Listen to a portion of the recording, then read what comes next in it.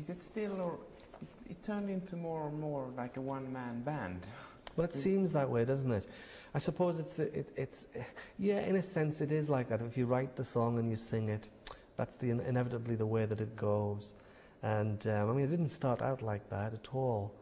I thought it would be much more open, but part of the problem is, as a writer, I've got more and more interested in all the layers of the record. So when we first started out, I was quite happy to leave the rhythm thing to other people altogether. Or my brother would come in and he'd jam with me and he would do a bass line to something, and that would evolve over a period of months or years, and you'd get the finished form of something. But I felt like it was letting, you know, the responsibility for the writing go if I didn't take an interest in what the bass part was doing or the drums. That was my main thing, that, you know, if you were a serious writer of music, you'd have your ear on all of those parts. You wouldn't just be listening to the top line. But, you know, I'll still record with my brother Martin. I might even, you know, I mean, Neil played on our tour 2 years ago. You know, so there's always a nucleus of people to call on. But Wendy's retired now, really.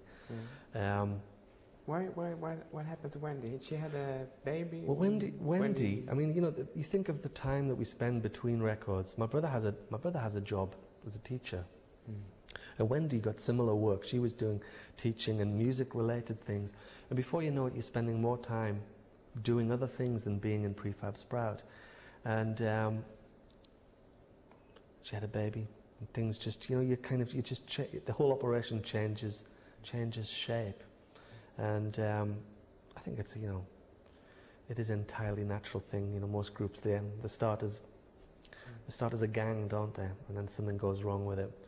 And I think that's sort of the tale for everybody.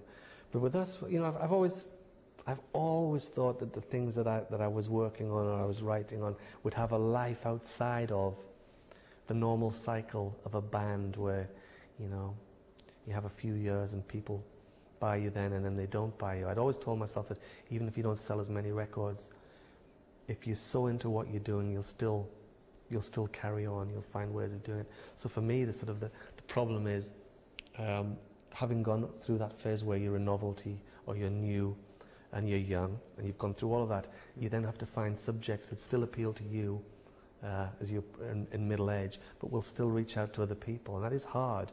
But, you know, I feel like, you know, Megahertz it's almost like, part of it's like a blues record, because it's very real. It's not frothy, and it's not distracting, and it's not light. It's something that sort of that comes from the heart, you know. But maybe it may be closer to sort of it has to be closer to like a middle-aged vision, because that's what I am now.